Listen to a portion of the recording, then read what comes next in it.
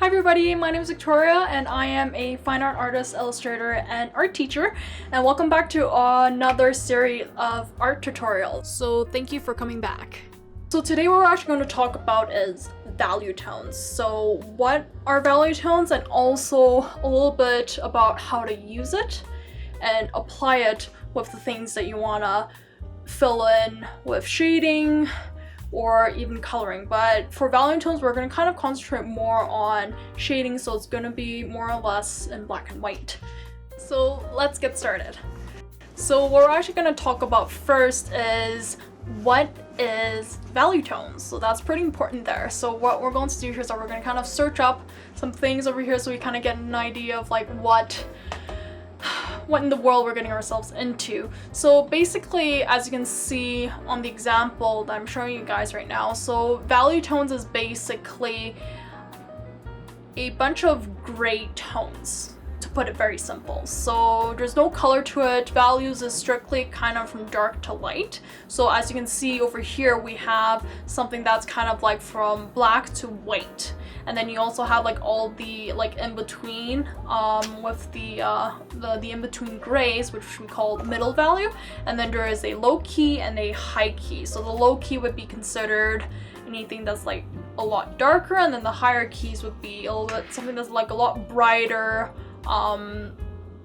more contrast and kind of all that stuff. So the next thing we're going to do here is that we have a scale called the Munsell scale. So what that is just kind of a way to kind of organize our value tones and all that.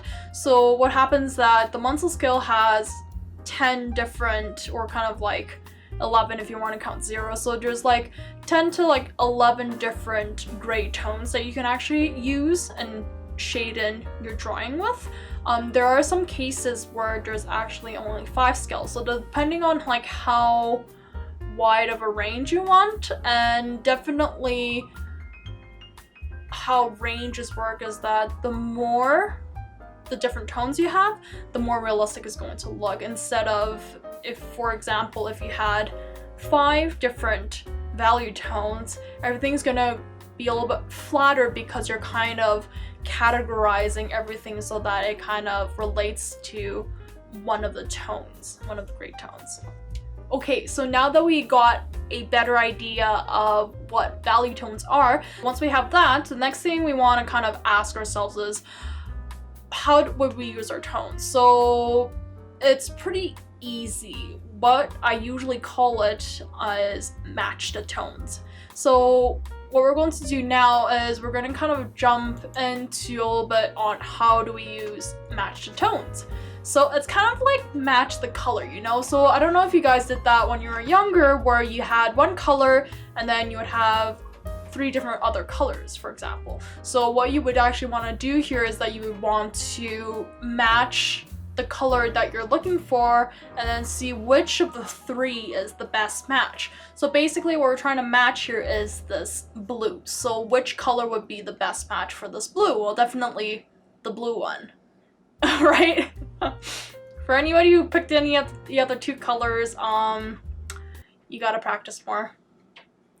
But yeah, definitely not the greens, definitely not the orange. So we have a match the colors, so we're gonna have a similar idea with match the tones. So instead of having different colors, we would have different gray tones. So there are going to be darker ones, there's going to be lighter ones, and there's some that's going to be super dark to the point that's completely black, and then there's certain tones that we just keep it white and leave it blank, basically, because the white of the paper is the brightest that we can get. So when we're doing match the tones, for example here, now we have this particular gray. So which of the 3 would be a good match for our gray tone over here on the left? Would it be the top one, so number 1, or number 2, or number 3? So I'll kind of give you guys a little exercise at the moment right now. But for those who answered number 3, which is at the bottom, that is the correct tone. So it's actually pretty straightforward. It's not as hard as you think it is. So as long as you can actually break it down to these very simple steps here, you would actually have a better match for the tone that you need to fill in. So what we're actually going to do next here is I prepared a little printout and kind of an exercise for you guys to practice your match to tones. So it's actually pretty straightforward. What you would actually need is to download the file below in the description and print it out. And then the next thing is there's instructions at the very top. So it says fill in the empty circle and match the gray tone. So it's pretty straightforward. You have the tone on the left and you have your empty circle on the right. So what you will want to do here is that you will want to actually fill in the right one so that it matches the gray tone on the left. And for those who didn't watch the shading part, so make sure when you're filling in, make sure you add layers, because layers would be the best way to kind of get the perfect match that you need, because you don't want to go too dark at the very beginning, but also at the same time it's like you want to make sure that you have a steady build-up of the dark tones and not just going super dark at the very beginning, because the moment you do that, then you have to actually go back and erase. So not exactly what we want. So the next thing what we want to know is how do we actually apply this to our drawing or any picture reference that we kind of pick. So basically, how would we actually use this Munsell scale on whatever we're drawing? What we're actually going to do here is that we're going to kind of pick something a lot more simple, something very basic to start off. And I picked Wiggly Tough. And as you can see, we have turned it into black and white. Now that's actually pretty important because mostly when you're starting off, it's good to make it as straightforward and easy as possible for yourself. So making it black and white would be so much easier instead of having it in color, because color you would actually have to think and translate the color tones into a black and white tone. So it's a little bit tricky there. We'll get there one day though, but we're gonna start one step at a time so we can kind of get a grasp and learn at a very gradual and steady pace. So the next thing we're going to do here is that we have Wiggly Tough as our drawing example, and then what we're actually going to do here is we also have the value tones at the bottom. So we have our value scale at the bottom and then the drawing at the top. So when you're actually doing this at home, you can either have the picture on your computer side by side, because then that way it'll be a lot easier to match, or you can also print out your value scale and then also print out the picture that you're drawing, and then that way you can match it like that. So once we have our value scales over here, the first thing we want to do here is to kind of find how many tones there actually are, and you probably want to break it down to about like 5 to 6 is about like a good size or amount, sorry. And what you're actually going to do here is you're going to try to find what is the lightest tone here. Well, definitely of course it's going to be white, and then what we're also going to do here is that we would also want to kind of check and see what's the darker tone after the brightest one. So we have a really light gray, and then that light gray over here is mostly for the local tone. So basically it's like the light gray, so for the hair, and then for like the top part and like the face area. And the gray that's slightly bit darker over here would be the shadow part under his or her belly. So majority of that part is like this darker gray, but it's not as dark as the gray after it, because that one is more of the shadow for the gray tone, the lightest gray tone. So you kind of see like all the different varieties. And then the next one down over here is going to be the eyes. So basically the eyes are a lot darker compared to the body, and then also the shadow of the body. And then next one down, that's the darkest part, which is basically the shadows inside of the ear, because the ear itself is a darker color in general. So once you turn that in black and white, it's going to be a darker gray. It's not exactly black yet, but it's getting close.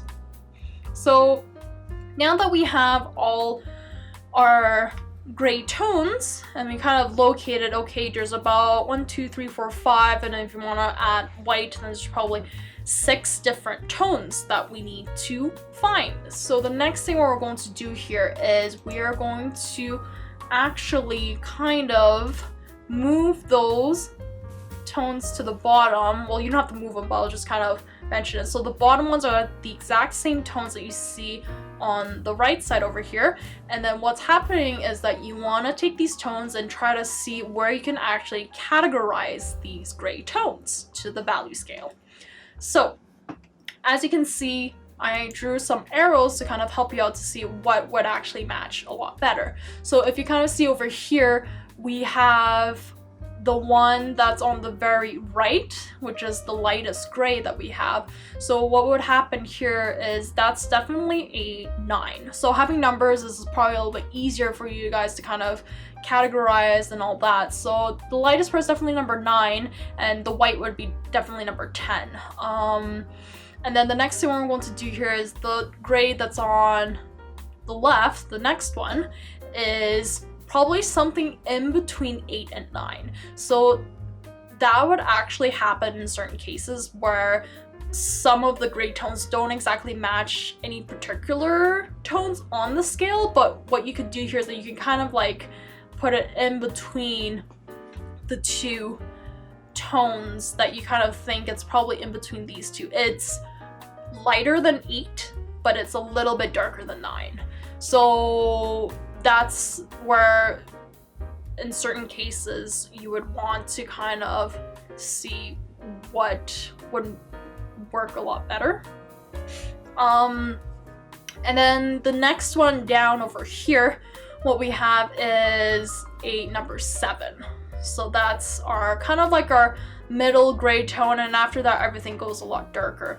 So the one on the very left actually, that's actually the lighter one. So basically what happens here is that the one on the left is something between 2 and 3, and then the one that's on the right over here is number 1, which is the darkest one. So that one's supposed to be the year one. I'm sorry. I did a mistake over there earlier. I kind of mixed up the two. But yeah, so that's how you're going to kind of match your value tones to whatever you're kind of shading in. Next one up, we're gonna try to do something a little bit more intermediate, a little bit more advanced, but just to kind of give you an idea how to kind of transition for something that's more of a 2-dimensional thing to a more of a 3-dimensional thing. So I picked out a plant. We have a monstera over here, a very awesome houseplant. And what we're actually going to do here is that we're also going to make sure that this is going to be in black and white as well before we actually start doing any type of shading or any type of analyzing too. And we have picked out our tones on the very right, and then we also have our Munsell scales at the bottom. So, or our value scale. Basically, once we have that, then we're going to try to locate and see what's the lightest tone that we have, and then all our midtones, and then also our darkest tone. So for example, over here, the top one is probably the lightest one that you would find, and it's actually kind of interesting though, because sometimes tone seems a lot lighter or a lot darker depending on what other tone is beside it. So that makes a really big difference. So some tones may look a lot darker than it is just because it's beside a brighter gray tone. And for the brightest part one, or sorry, not the brightest part, the lightest part over here for the gray is this part of the leaf, and then also the one next to it, which is slightly a bit darker, would be the one below. So like this bottom one, it looks a lot darker than what it is, but that actually is the true tone that you actually see there. It's just that it's beside a lot of other lighter colors, so you don't see as much of a difference, because right now the tone itself, when you have that little spot, there, it seems a lot darker just because it's surrounded by white. So the next one below it, which is like a darker gray, it's like a middle gray, and then that would kind of represent a few parts of the leaf. There's like the top leaf where you have the shadow over here, and then you have the bottom leaf, which is like the shadow that's really close to where the lighter parts of the leaf is. And then the next one down here is the darkest part, and then this is like the really dark shadows that you see at the very top leaf, and then there's also that very top area where you kind of see the fold of leaf, and that's also pretty dark there too. So once we actually find all of those tones, then we're going to actually try to translate that. Sorry.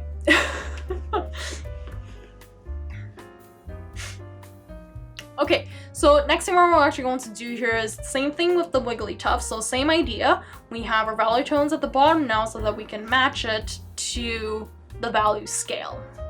And what we're actually going to do here is that there's also arrows to help you guys out. So the lightest part is somewhere in between 10 and 9. So there's that thing that I mentioned earlier. So there are certain cases where you would actually have to find a tone between two different numbers.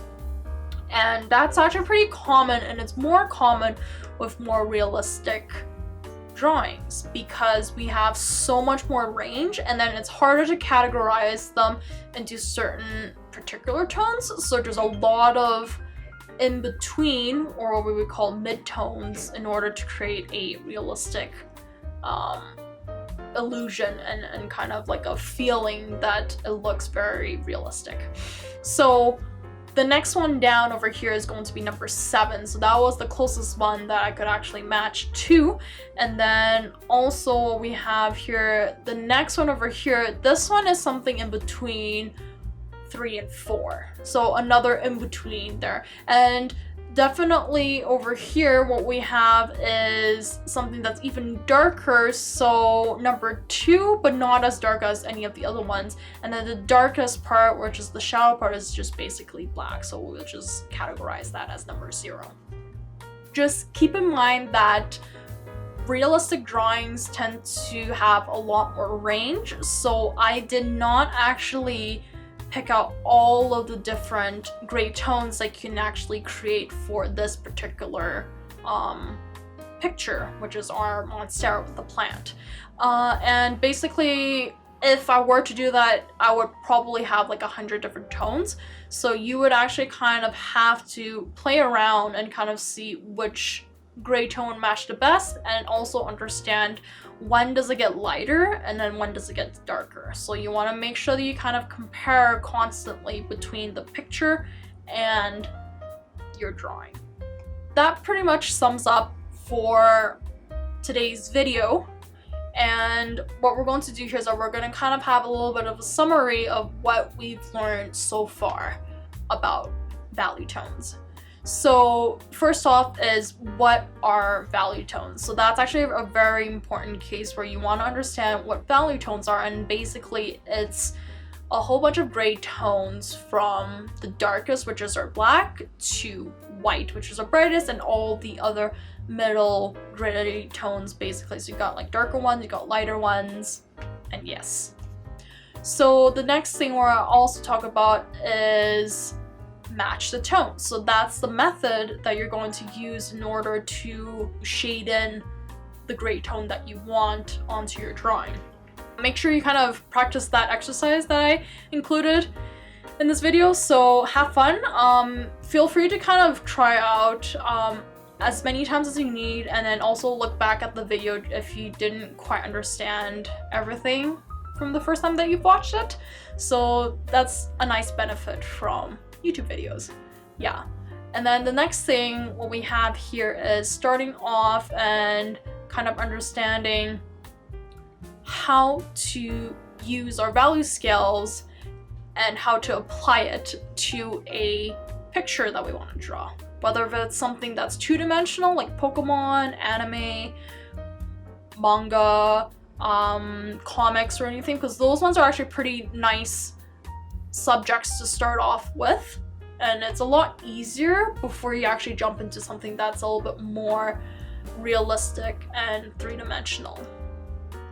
So that's pretty much it for today. So thank you again so much for watching this video, and I hope it was actually helpful for you and kind of understand a little bit more about value tones and how to practice, and also how to use it and apply it to the drawings that you want to draw. If you like this video, make sure you press the like button, and then also please subscribe, and also comment below if you have any questions or if you want to see any other videos like this in the future. I'll be more than happy to help you guys out. Thank to all my students for kind of giving me ideas of what other tutorial videos I should make, and definitely it's a great resource for those who want to learn, whether if you're just starting out or even if you're like a more advanced person or intermediate person. It's good to kind of see a different way of drawing and applying different techniques and methods. Oh yes, and feel free to try out different references, so you can actually pick anything that you would like to draw, and that way you can kind of see how much you've learned from this video and how to apply it. And then that's actually a great way to actually find out where you're struggling with. So once you kind of know that and you're kind of struggling with a certain area, feel free to actually comment below this video so that I actually could answer and help you guys out and give you some tips and advices. Yeah. Thanks again for watching. I shall see you guys next time, but have fun, stay creative, and yeah, keep it up. Keep up the great work, and looking forward to sharing more insights, more tips and advice for you to help you out with your art journey. Yep. Okay, see you guys next time. Bye-bye.